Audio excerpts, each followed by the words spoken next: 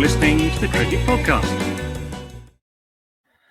Hello everyone and welcome back to the Cricket Podcast where we're about to preview the second test of India v England, England's tour of India. Ross, where do we want to start here? We've got some England news, we've got some India news, we've got pitch speculation, we've got a question. We could do anything we like here. I can tell you the odds. Yeah, I'm good. I think we're good on the odds. I think I will pick India because I think it's actually really interesting what they're going to do because they've had a couple of injuries, haven't they? KL Rahul, King legend, he's out with a quadricep issue. Ravi Jadeja is out after pulling his hamstring, which, if I'm perfectly honest, is a bit pathetic, isn't it? I feel like he got run out stupidly and he's kind of feigned a bit of an injury and is now kind of hiding. That's just, this is a shame injury. I think it is. This is a shame. Yeah, like when I remember playing little kids football and Liam Rogers scored an own goal and started crying and then claimed he had an injury and went off. And I hope Liam Rogers doesn't listen to the podcast. should have absolutely bodying this poor child. But it was like, Liam, we all know you haven't got an injury. You've just scored an own goal here. We're 8-0 down. Like the damage has already been done. It's not even.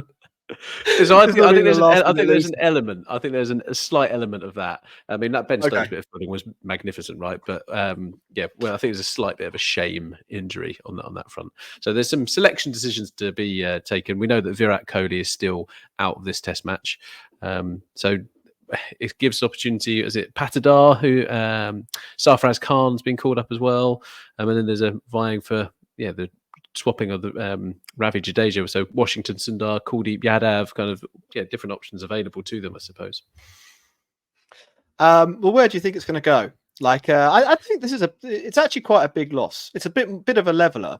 We talked before the series about Virat Kohli being out, and our assessment was like, that's kind of bad. But India at home have got a treasure chest of batters that will, at least in part, measure up to that great man. But Jadeja is hard to replace, I would say. And if you lose Virat and you lose King Legend, suddenly you probably are looking at someone quite inexperienced coming in. So maybe although our initial impression was that the treasure chest was quite deep and full, perhaps it won't be. If you were Rahul Dravid, where are your key decisions and who are you picking?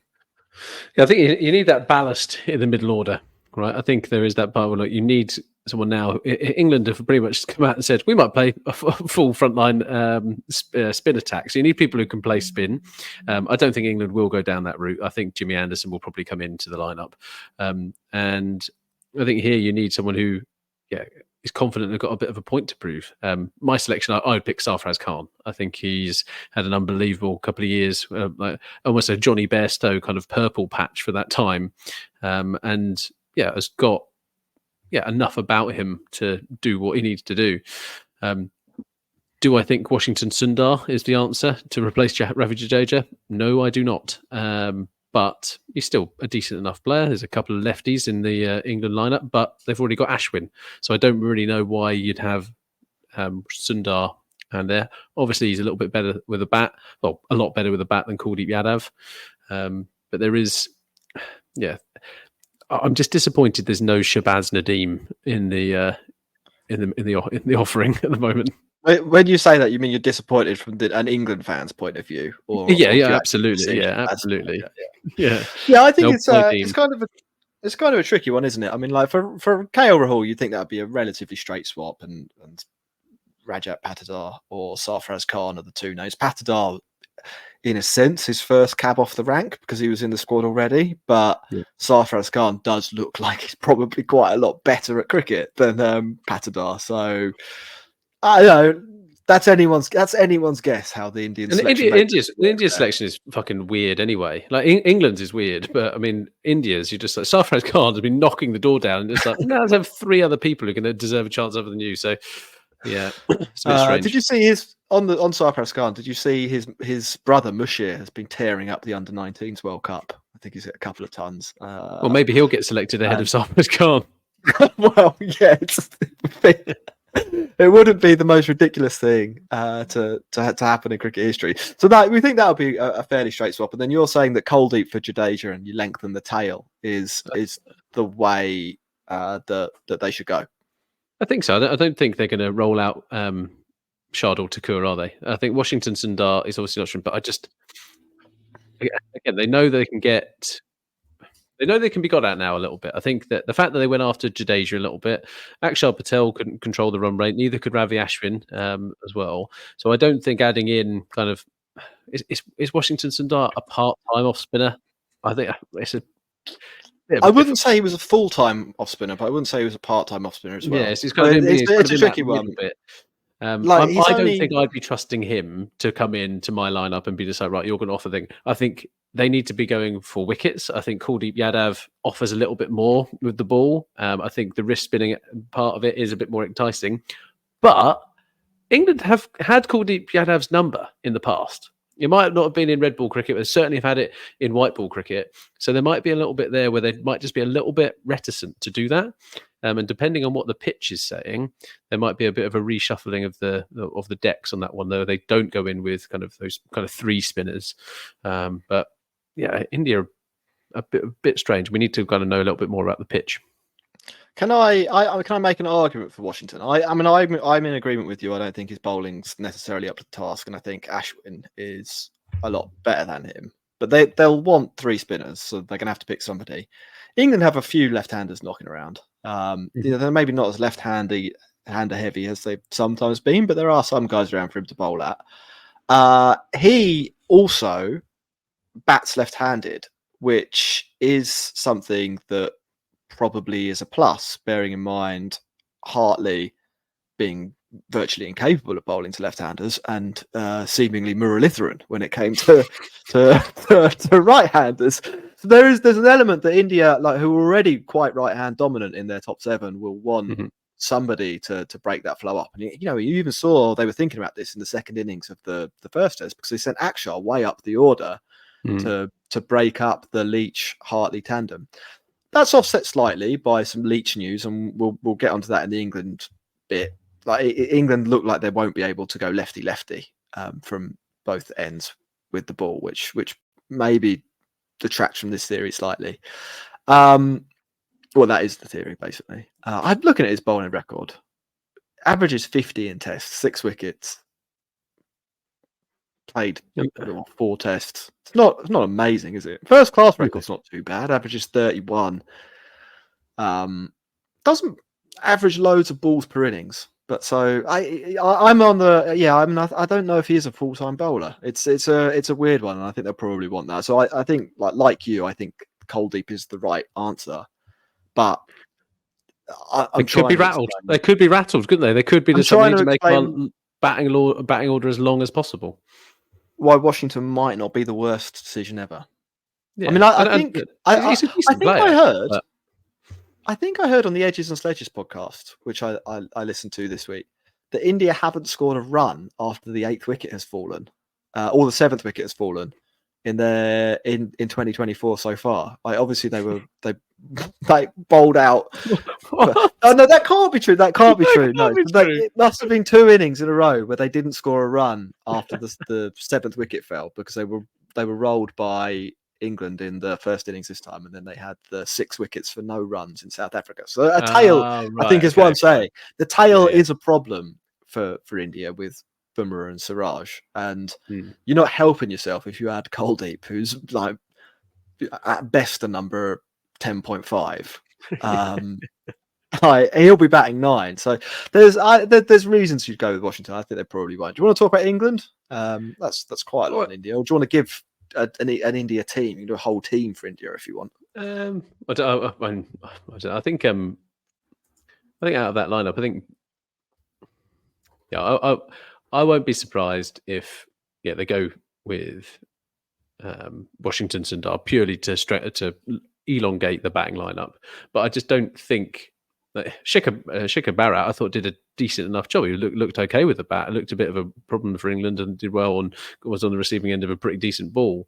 But again, moving people around the order mid-game shows that you kind of not really have got that kind of solid view.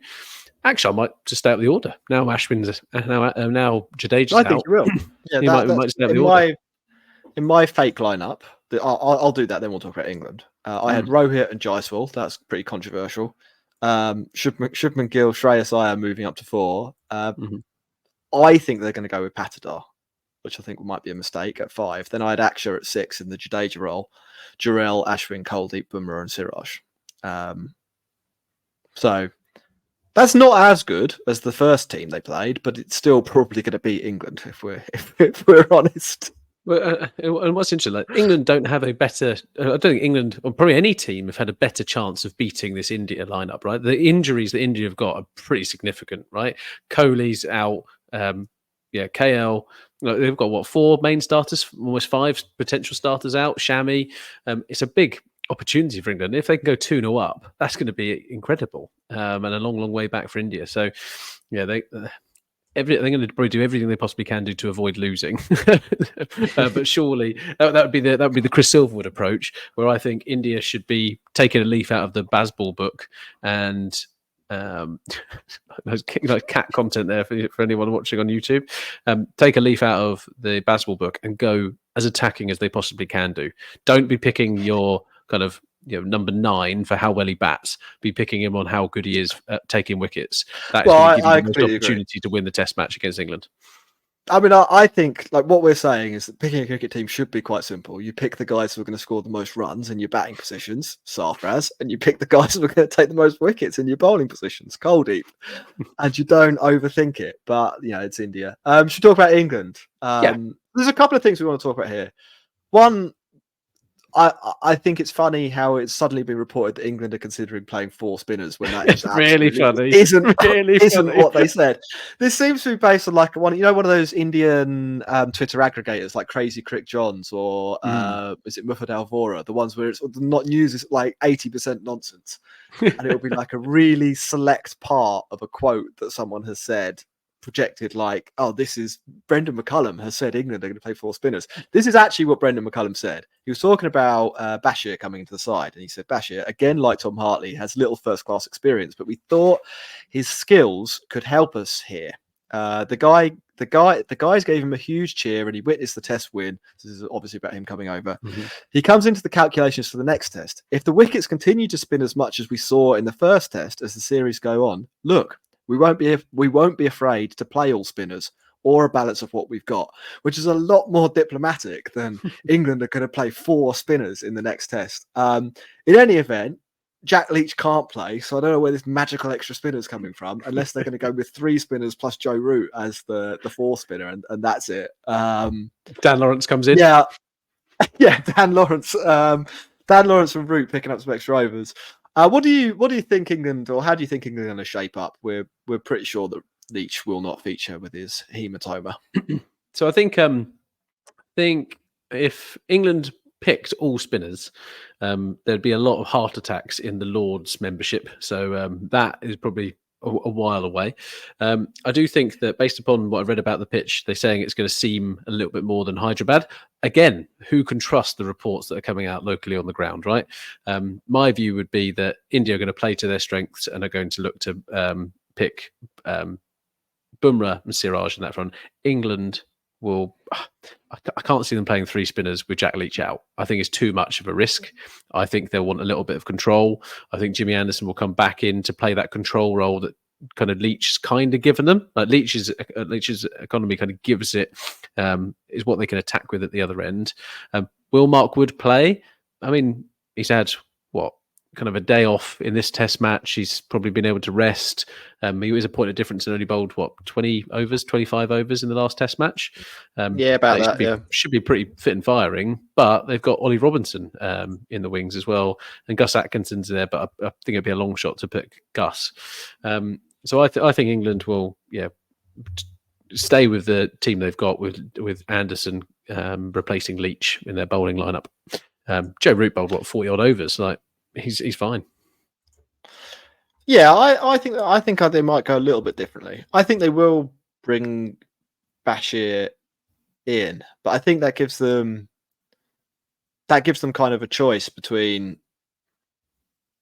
Well, no. So here are the 2 bowling attacks that I thought they could go with. Bashir, Ray and Ahmed, Hartley and Anderson, which I think gives them batting down to 9, which is what they'll want, plus a bit of control, as you say, with Anderson. And then they've got the wild card spinner of Bashir, and if he goes wrong, they can bowl Root. They probably, and I think this is probably in their considerations as well, they probably don't want Root bowling 50 overs a test match for this series. Like, in terms of him actually being their best batter, but also like he is still a part-time bowler. Like, it's not.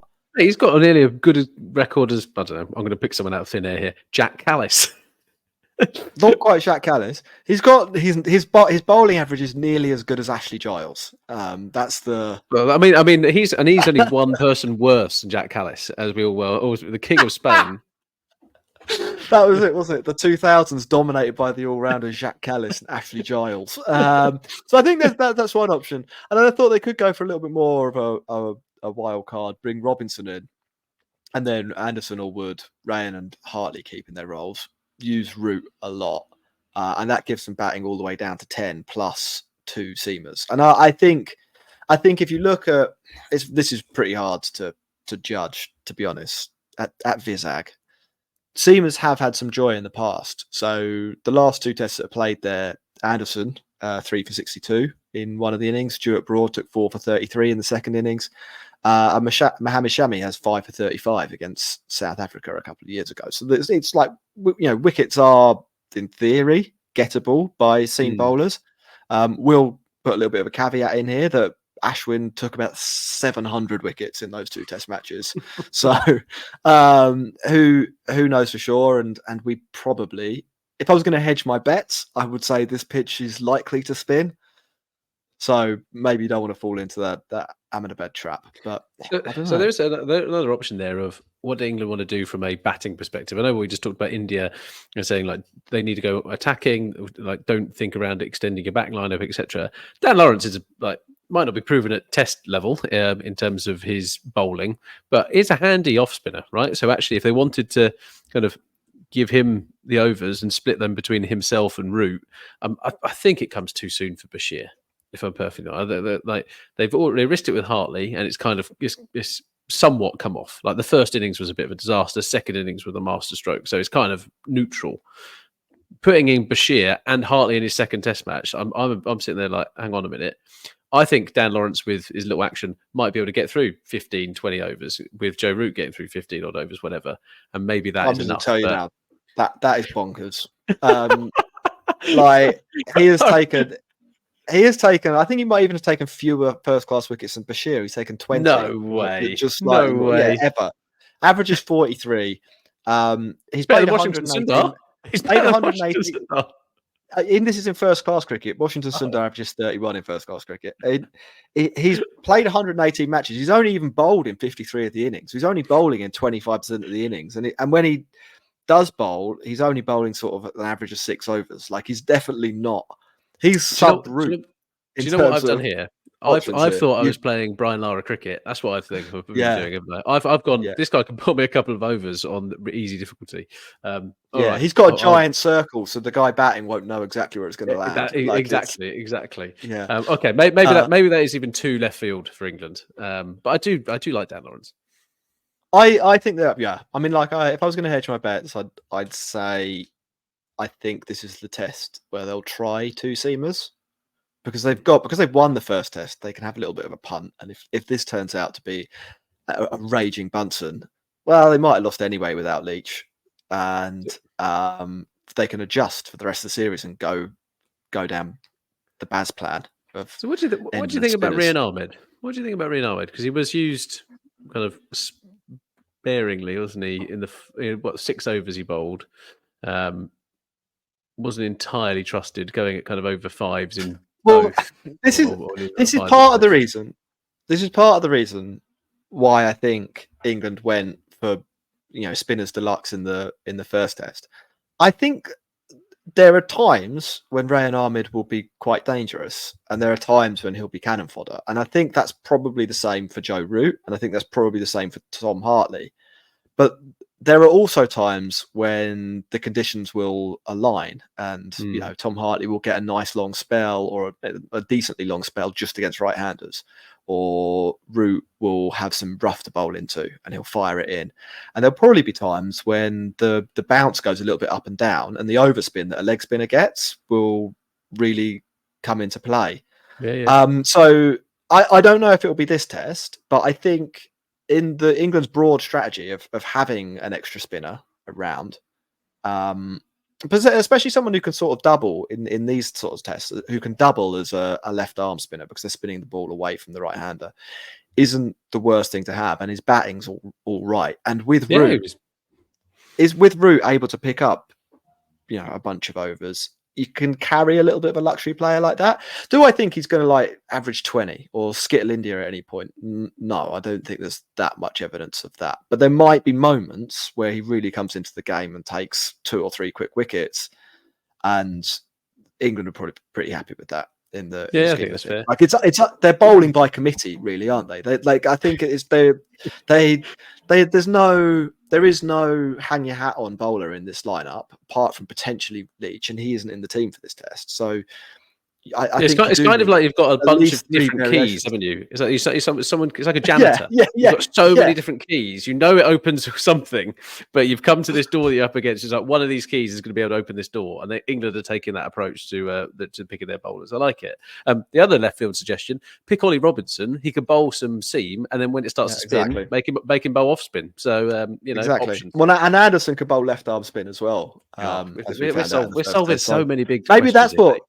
Maybe that's what Baz meant. We're going to play all seamers: Robinson, Anderson, Rayan, and Hartley. Do you want to know what the final thing? I think, Ross. Do you want to know what the Vizag Stadium is actually called? Yes, please.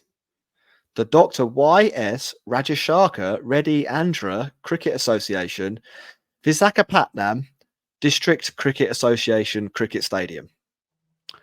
That rolls off the tongue. Nicely You can see why they shortened it up, can't you? Yeah, you can indeed. You can indeed. That's some of the odds for this test. I'm going to get these in because they're instructive. India 65% favourite, England 29%, draw 6%. So England a little bit more positive noise from the money line or whatever it is. I think they had a 20% chance of the first test, so a big boost for them. And India obviously coming down a little bit, but still there's one pretty clear favourite in this match. Who do you think is going to win? I think India are going to probably win this one. So as a massive India fan, it's important. Again, if they play pretty much exactly the way they played in the first Test match, they would win more often than not against that England side. I don't think this is a case like we've seen all over Twitter and kind of some of the ex-professionals going, "Oh, it's all gone wrong for India, burn it all to the ground, like they don't know what they're doing," kind of thing. I think it's a bit too reactionary. Just like I think some of the England fans on like TalkSport or whatever are kind of going, "Yeah, England are the best thing in the world," kind of thing. My view is that this is still very much in India's favour, and you're looking for massive performances from certain England players to get them out of that position. But there is hope for England. There is more hope than there was before, and I think a lot of confidence is going to be in that lineup. Yeah, I think that's probably right. I mean, England won the first test because of a massive bolt from the blue. The fact that it happened from Ollie Pope and Hartley tells you that there's actually there's a few more random things or players that we didn't think would contribute that much that could. And we know that Root can, and we're pretty sure that Stokes can, and Duckett and Crawley have made runs. So there's a few. The supporting cast is maybe a little bit better from an England point of view than we thought, but it still took some pretty crazy stuff happening, if we're honest, for England to overcome that. Just on Twitter, a shout out to Chintan and Vashish who sent us questions, one about England's spin attack and one about how India can overcome England. I think we've covered all of that in the general conversation, but wanted to give you a shout out. Anyway, Ross, any final words from you? If you're interested in supporting the podcast, go to patreon.com/the cricket pod. Genuinely some of the best cricket conversation you're going to have, and it's 24 hours. We've got people all over the globe, and there's some brilliant contributions. So thank you to all our Patreons who continue to support us and bring us enlightening views on cricket on every single hour of the day. And if you want to get a part of that, then come on down. Absolutely. We will be back at the end of day one, the first test. So that's Friday lunchtime in the UK, with a wrap up of how things developed. Goodbye.